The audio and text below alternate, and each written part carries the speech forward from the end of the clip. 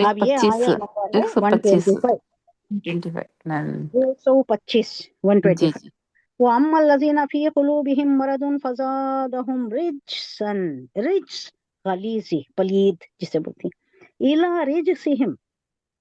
वमातु वहुम काफिरून वमातु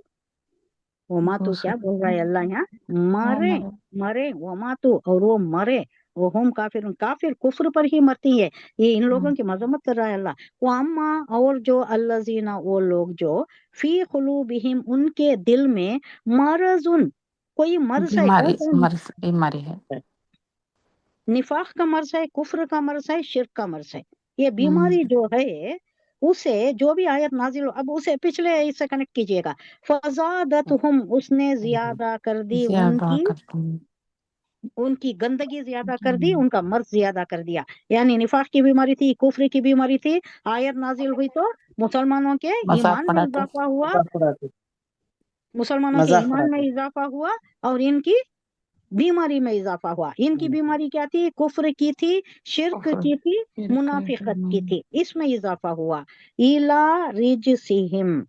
तरफ इला बोले तो तरफ यानी उसमें इनकी गंदगी में ही इजाफा हुआ वमातु और वो मरे वो हम काफिरून कुफ्र पर ही मरे कुफ्र पर मरे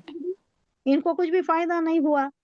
नाजिल होती गई आयतें नाजिल हुई अल्लाह की वही आती रही बारिश होती रही नूर रहमत रहमत की बारिश होती रही क्या भी फायदा नहीं हुआ इन लोगों को इनके निफाक ही में इनके कुफ्र ही में इनके शिर्क ही में इजाफा होता गया वो ऑन